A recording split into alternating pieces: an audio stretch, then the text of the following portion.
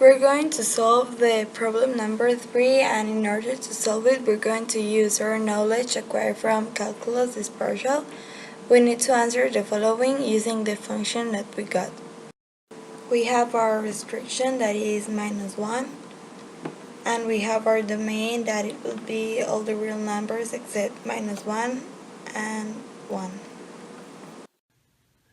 To get the x-intercept, we change the y for 0. So we solve it, and once we solve it, we pass all the denominator multiplying by 0. So we ended up with 0 equal to 1, so there is no x-intercept. The y-intercept is solved by changing all the x's for 0. So we ended up with f0 equals to 1 over 0 squared minus 1. Once we solve it, we ended up with y equals to -1. So this gives us the point of the graph that is 0, minus 1. To get the symmetry, we substitute all of the x's with -x. So once we substitute it and we solve it, we ended up with the same as the original. So that means it is an even symmetry. For the vertical asymptote, we take again the denominator and we put the restriction that it can be 0, and we get that x equals to -1 and x equals to 1. So there are two vertical asymptotes.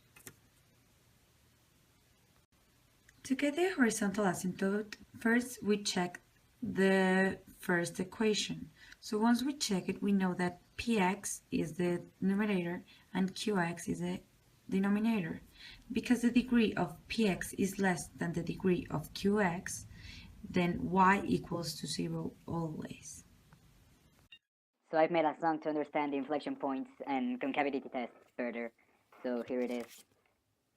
First you take this second derivative and then you equal it to 0. Then that's your inflection points. You want also your concavity test, so you probably want to also take a value that's lesser and one that's bigger than the one of your inflection points. And then you check, you plug it in, and if they function, and if they're positive, they're concave upwards, but if they're negative, it's concave downward. In order to find the ID test, we have to find the limit from the left to the right. Then we have to find the critical value, so we have that x is equal to 0. Then we have to find the increasing and decreasing internals from -infinity to 0 and to 0 to infinity. So in order to calculate the first derivative, we're going to use quotient rule, and this is our function.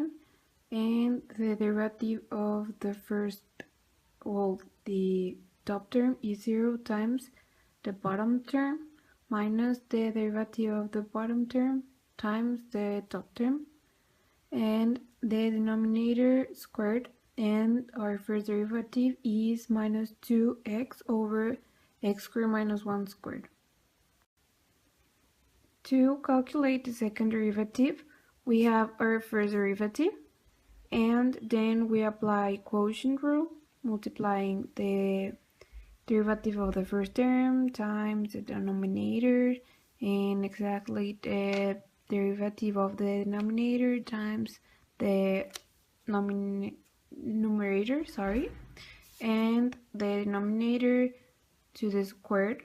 And after we do this, we have this, and we get that x squared minus 1 is a common factor on both, so we take it out to do like a factorization.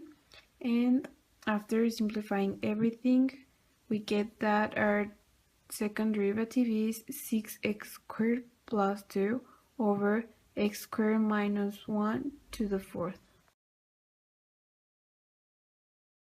As a team, we conclude that from this project we applied our skills learned during this partial.